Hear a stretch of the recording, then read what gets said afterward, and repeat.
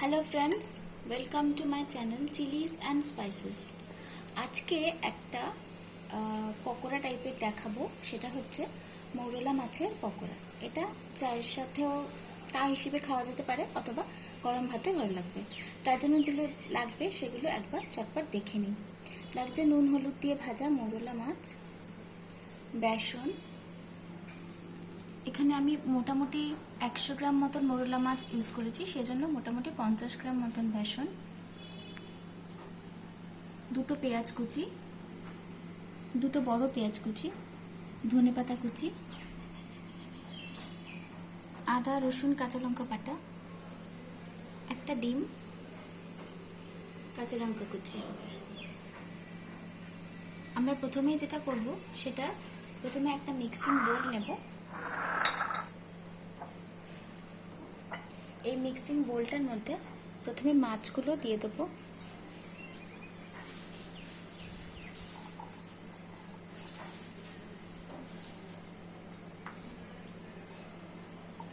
এর মধ্যে দেব 3 থেকে 4 চামচ পেঁয়াজ রসুন বাটা, পেঁয়াজ রসুন আদা কাঁচা লঙ্কা বাটা,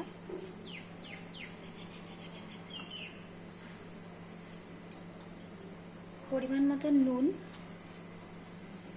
কাশ্মীরি লঙ্কার গুঁড়ো, হলুদ,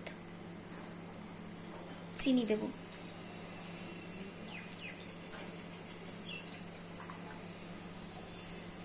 দেব কাঁচা লঙ্কা কুচি,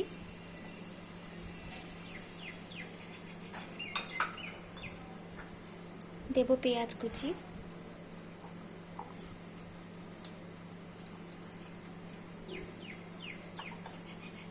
ধনেপাতা কুচি,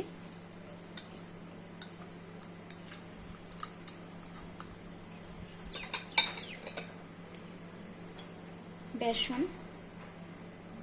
এটা পরিমাণ মতন বুঝে দিতে হবে। ডিমটা ফেটিয়ে দেব।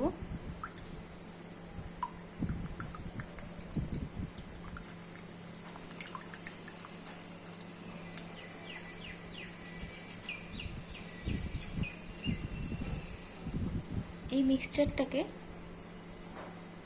ভীষণ ভালোভাবে হাত দিয়ে মিশিয়ে নিতে হবে। খুব ভালোভাবে মেশাতে হবে যাতে সবকটা ইনগ্রিডিয়েন্টস একসাথে মিশে যায়।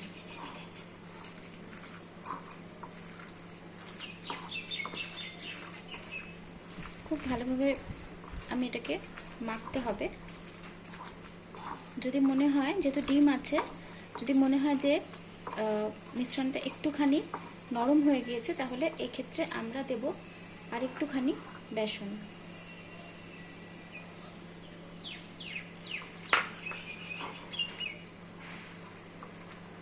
এটা একটা শক্ত ডো মতন হবে, নয়তো মাছগুলো ছেড়ে যাবে।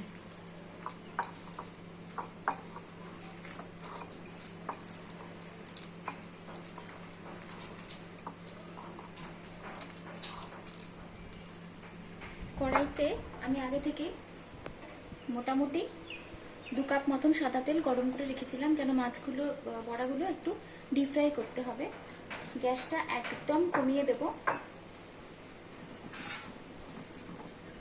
আস্তে আস্তে করে একটা একটা করে পকোড়ার মতন ছাড়বো।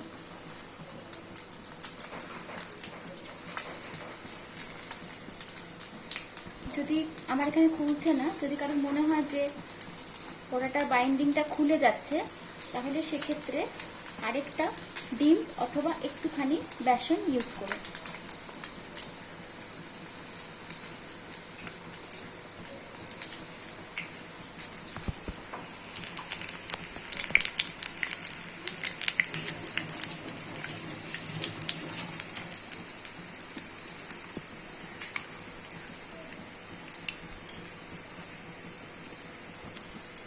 এবার আমি গ্যাসটা একটু বাড়িয়ে বড়াগুলোকে একটু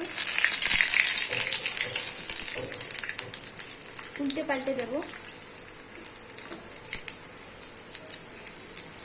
যাতে দুটো সাইডই ভালোভাবে হয়। এটা কিন্তু একটু বেশি তেলেই ডিপ ফ্রাই করব।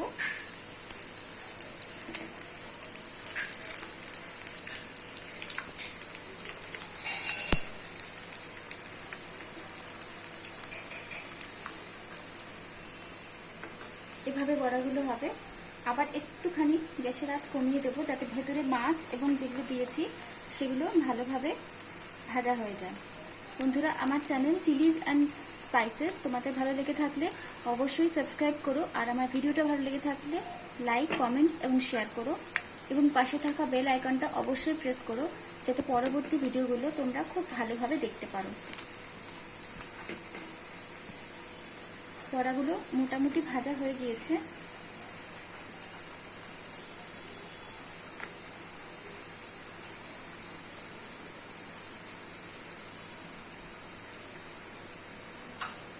আমি এগুলো আস্তে আস্তে করে তুলে নিচ্ছি।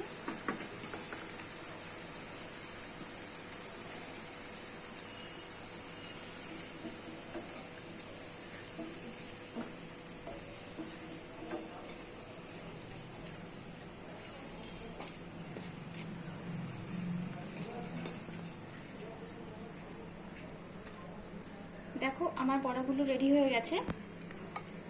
তাহলে বন্ধুরা, আমার মৌরলা মাছের পকোড়া রেডি। এটা চায়ের সাথে টা হিসেবে জাস্ট জমে যাবে, আর তোমরা ভাতের সাথে গরম ভাতেও খেতে পারো। খুব মজাদার একটা মুচমুচে রেসিপি।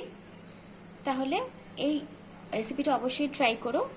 পরবর্তী ভিডিওগুলো দেখার জন্য তোমাদের কাছে রিকোয়েস্ট রইল। টাটা।